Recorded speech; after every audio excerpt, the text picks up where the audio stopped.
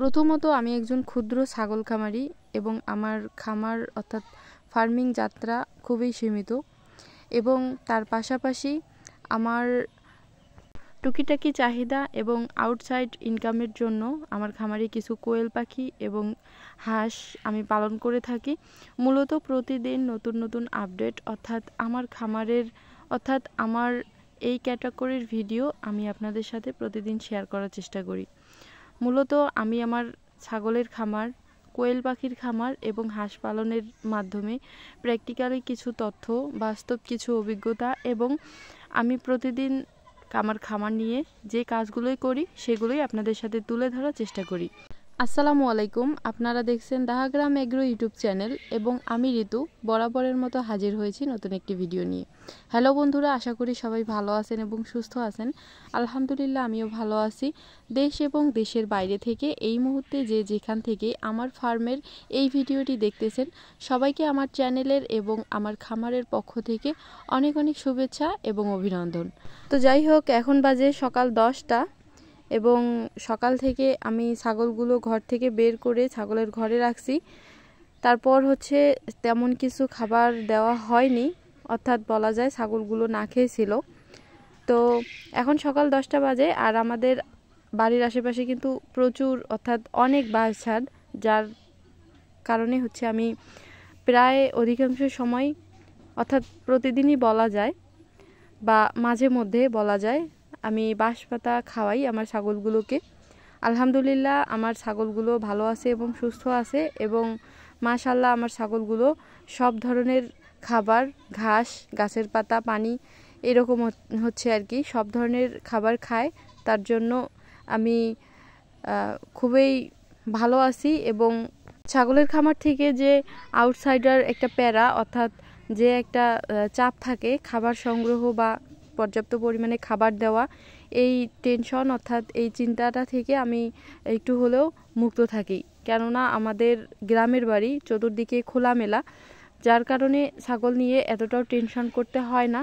হাত বাড়ালাই বা একটু যদি এদিক থেকে এদিক একটু যাই বা সংগ্রহ করার চেষ্টা করি তাহলে আমি আমার ছাগলের খাবার সংগ্রহ করতে পারি এবং আমার ছাগলগুলোকে তাদের চাহিদা অনুযায়ী খাওয়াতে পারি। ঠিক তেমনই আজকে দেখেন আমাদের হচ্ছে বাড়ির পাশে অনেকগুলো বাঁশ কাটছে। তো অল্প স্বল্প পাতা হলে আমি হচ্ছে এগুলো ছাগলের ঘরে এনে দিতাম, কিন্তু যেহেতু অনেক পাতা প্রচুর পাতা, কাজেই আমি সব ছাগলকে আজকে ছেড়ে দিছি এবং তারা নিজের মতো করে দৌড়াদৌড়ি লাফাঝাফা করে পাতা খাচ্ছে সবাই আনন্দের সহিত। মূলত আমি বর্তমান আমার ছাগলগুলো ঘরের মধ্যে আটকে রাখি, কেননা বর্তমান একটা হচ্ছে কৃষি মৌসুম সিজন, মানুষ চতুর্দিকে চাষ করছে, ধান চাষ করছে। যদি আমি ছাগল ছেড়ে দিয়ে রাখি তাহলে অন্যের খেতে যাবে এবং হচ্ছে নষ্ট অর্থাৎ মানুষের ক্ষেত খাবে। এই জন্য আমি এখন বেঁধেই রাখি। তো হঠাৎ যদি আমি ছাগলগুলোকে ছেড়ে দেই তাহলে তারা খুবই আনন্দের সহিত কিন্তু সেই সময়টুকু উপভোগ করে। তো মাঝে মধ্যে ছাগলগুলোকে এরকম একটু সুযোগ দেওয়ার দরকার, তারা একটু ব্যায়াম করুক, দৌড়াদৌড়ি করুক, লাফাঝাফা করুক, এতে করে ছাগলের শরীরটা আরও বেশি ফিট হয়ে যায়। তো প্রচুর বাঁশ পাতা সকাল থেকে এগুলো হচ্ছে খাওয়াইলাম প্রায় 2 ঘন্টার মতো এবং কিছু বাঁশ পাতা এনে ঘরের মধ্যে এই যে খাঁচার উপরে রেখে দিলাম। এগুলো হচ্ছে ছাগলগুলোকে দুপুরবেলা পানি খাওয়াবো এবং পানি খাওয়ানোর পরে আরও যদি এই তাদের চাহিদা অর্থাৎ তারা যদি খেতে পারে তাহলে আবারও এই পাতাগুলো খাবে। তো আমি ছাগলগুলোকে ঘরে তুললাম প্রায় 2 ঘন্টার মতো। বাইরের যতগুলো পাতা ছিল প্রায় সবগুলোই খাওয়া শেষ করে দিয়েছে। আসলে আমার ছাগল কিন্তু অনেক, প্রায় 24টা ছাগল, 24টার মধ্যে 4টা বাচ্চা, তাছাড়া সবগুলোই খাওয়ার মতো উপযোগী ছাগল।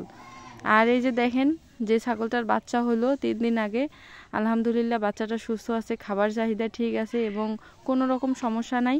মা ছাগলটার খাবার চাহিদা প্রচুর, এই যে দেখেন বাঁশ পাতা খাইছে এবং সারাদিনের যে তার একটা খাবার চাহিদা আমার মনে হয় সেটা সে পূরণ করে দিছে। তো যাই হোক, এখন হচ্ছে দুপুরবেলা আমি পানি রেডি করতেছি। এদিকে ছাগলগুলোকে হচ্ছে পানি খাওয়াই। দুপুরে আমি এক টাইম ভুট্টার গুঁড়া বা একটু ফিট এগুলো দেওয়ার চেষ্টা করি, যেহেতু বর্ষাকাল, যদিও হোক একটু হলেও খাবার তাদের হচ্ছে পর্যাপ্ত পরিমাণে দেওয়া দরকার, কিন্তু বর্তমানে একটু খাদ্য সংকট। এই জন্য আর কি।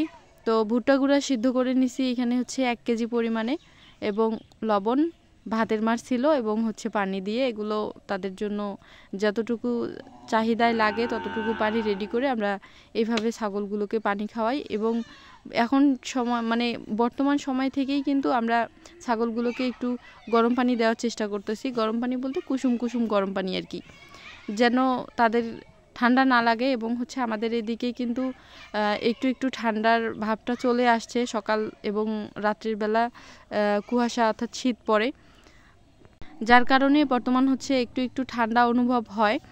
এই জন্য এখন থেকেই আমি ছাগলগুলোকে গরম পানি খাওয়ানোর যে বিষয়টা সেটা মানে ক্লিয়ার করতেছি আর কি। তো নতুন খামারি অর্থাৎ যে কেউ বা যে কোনো মানুষের ক্ষেত্রে বা কোনো কিছু আপনাদের যদি জানার থাকে তাহলে কমেন্ট করে জানাবেন। আমি সঠিক তথ্য এবং পরামর্শ দিয়ে আপনাদের সাহায্য অর্থাৎ প্রশ্নের উত্তর দেওয়ার বা সাহায্য করার চেষ্টা করব ইনশাআল্লাহ।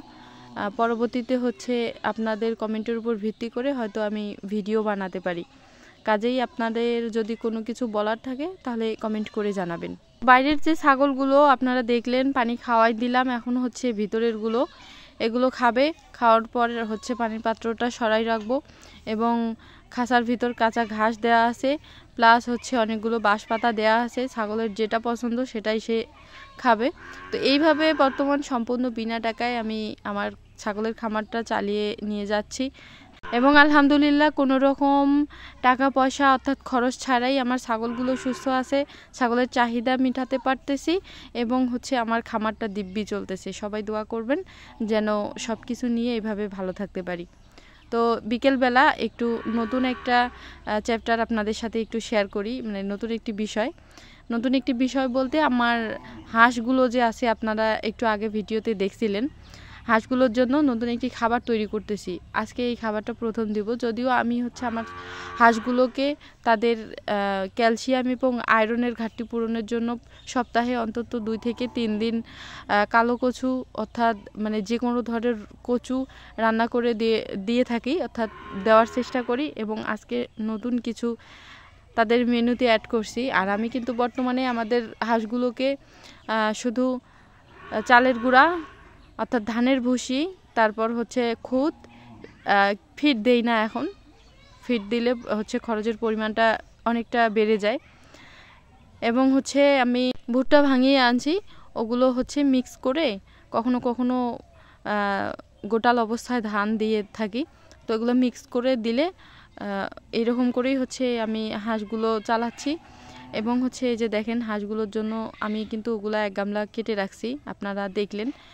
এখন এই যে হাঁসগুলোকে দিলাম, এই যে দেখেন কিভাবে খাইতেছে। আসলে এইভাবে এগুলো দেওয়ার একটাই কারণ, আপনারা আগে দেখছিলেন যে পুকুরে ছেড়ে দিয়ে রাখছিলাম সারাদিন আমার হাঁসগুলো।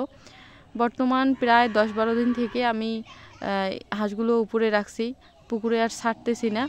কেননা এই হাঁসগুলো প্রচুর ভাঙে আর কি, পুকুর চতুর্দিকে ভেঙে শেষ করে দিচ্ছে আর কি, এই জন্য উপরে বেঁধে আটকিয়ে রাখছি। তো যার ফলে হাঁসগুলো পর্যাপ্ত পরিমাণে গোসল পানি বা পুকুরে যেরকম হচ্ছে বিভিন্ন রকম ঘাস টাস এগুলো খায়, প্রাকৃতিক কিছু খাবার একটু হলেও তাদের পেটে যায় কিন্তু। হ্যাঁ, প্রাকৃতিক খাবারে কিন্তু প্রচুর মানে আলাদা আলাদা ভিটামিন মিনারেলস এগুলো পাওয়া যায়। তো যার ফলে হাঁসগুলো আমি শুকনায় ধরে রাখছি, এগুলো কিন্তু তারা পাচ্ছে না। এই জন্য ভাবলাম যে আজকে হচ্ছে নতুন কিছু দেওয়া যায় কিনা। মূলত সেই জন্যই এগুলা হচ্ছে দোলা থেকে সংগ্রহ করা। এগুলো হচ্ছে কচুরিপানা, মূলত আমরা কচুয়া বলে থাকি। তো কচুয়ার ডালগুলো আমি এই যে দেখেন ছোট ছোট করে কুচি কুচি করে এভাবে কেটে দিছি, কত সুন্দরভাবে হাঁসগুলো খাইতেছে। আর এগুলো খাইলে এক পর্যায়ে দেখা যাচ্ছে যে একদিক দিয়ে আমার হাঁসের যে খাবার চাহিদাটা সেটাও পূরণ হয়ে যাচ্ছে, ভিটামিন মিনারেলস এগুলো বিভিন্ন রকম পুষ্টি হাঁস পাচ্ছে প্রাকৃতিক খাবার থেকে। প্লাস হচ্ছে যেখানে আমি খাবার দিতাম 2 বেলা, সেখানে হচ্ছে 1 বেলা দিলেও হয়ে যায় কিন্তু।